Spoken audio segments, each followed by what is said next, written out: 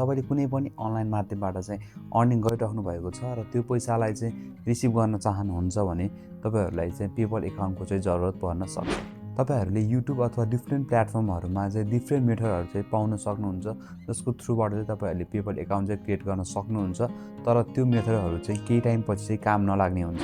तर मैले चाहिँ एउटा नयाँ मेथड चाहिँ भेटाएको छु जस अन्तर्गत तपाईहरुले चाहिँ यो भिडियोलाई छिटो हेरेर चाहिँ मैले बताएको सम्पूर्ण मेथड युज गर्नुहुन्छ भने तपाईहरुले पनि सजिलैसँग चाहिँ पेपल एकाउन्ट चाहिँ क्रिएट गर्न सक्नुहुन्छ।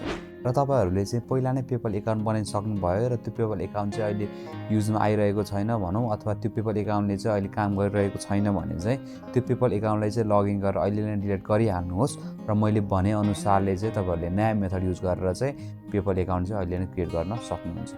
अनलाइन एमाउन्ट रिसिभ गर्नको लागि तपाईहरुले टिकटकमा अर्निङ गर्नुभएको पैसा रिसिभ गर्नको लागि तपाईहरुलाई पेपल एकाउन्टको चाहिँ एकदमै जरुरत पर्छ।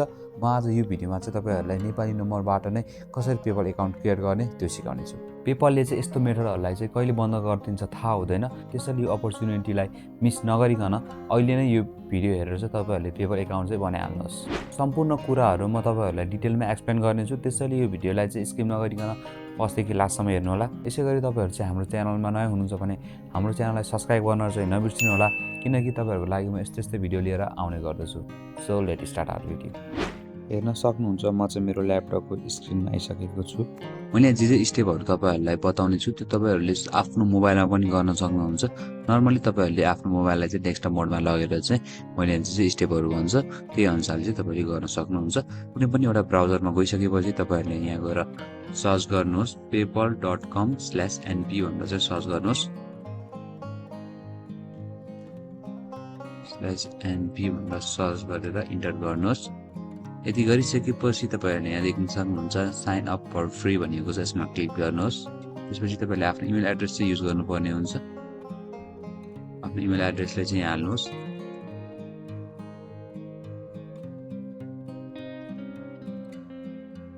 त्यसपछि नेक्स्टमा क्लिक गर्नुहोस्। नेक्स्टमा क्लिक गरिसकेपछि तपाईहरुले चाहिँ यहाँ आफ्नो मोबाइल नम्बर चाहिँ युज गर्नुपर्ने हुन्छ। मोबाइल नम्बर पनि युज गर्नुहोस्। त्यसपछि नेक्स्टमा क्लिक गर्नुहोस्। नेक्स्टमा क्लिक गरिसकेपछि तपाईहरुले युज गर्नुभएको मोबाइल नम्बरमा चाहिँ एउटा कोड आउँछ, त्यो कोडलाई चाहिँ तपाईले यहाँ हाल्नुपर्ने हुन्छ। हो त्यो कोडलाई चाहिँ यहाँ हाल्नुहोस्। यति गरिसकेपछि तपाईहरुले चाहिँ आफ्नो एउटा पासवर्ड बनाउनु पर्ने हुन्छ जसमा चाहिँ 8 वटा चाहिँ क्यारेक्टर्स र स्मल र क्यापिटल लेटर दुईटै मिक्स भएको र तपाईहरुले नम्बर र एउटा स्पेशल क्यारेक्टर चाहिँ युज गर्न पर्ने हुन्छ।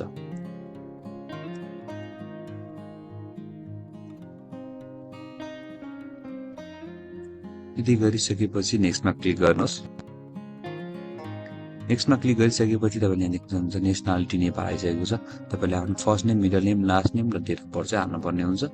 तपाईहरुको फर्स्ट नेम हाल्नुहोस्। त्यसपछि लास्ट नेम हाल्नुहोस्।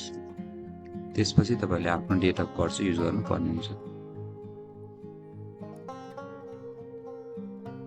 त्यसपछि तपाईहरुले योर एड्रेस भनिएको छ, तपाईहरुले आफ्नो एड्रेसलाई चाहिँ हाल्नु पर्ने हुन्छ। तपाईहरु कुन ठाउँमा बस्नुहुन्छ त्यही ठाउँको नाम चाहिँ यहाँ हाल्नुहोस्। तपाईहरुले आफ्नो ठाउँको नाम हालिसकेपछि तपाईहरुले चाहिँ हेर्न सक्नुहुन्छ तपाईहरुको सबै डिटेल चाहिँ आइसकेको हुन्छ। त्यसपछि तपाईहरुले बाइ क्लिकिङ द बिलो बटनमा चुज गरेर चाहिँ त्यसपछि एग्री एन्ड क्रिएट अकाउन्टमा चाहिँ क्लिक गर्नुहोस्।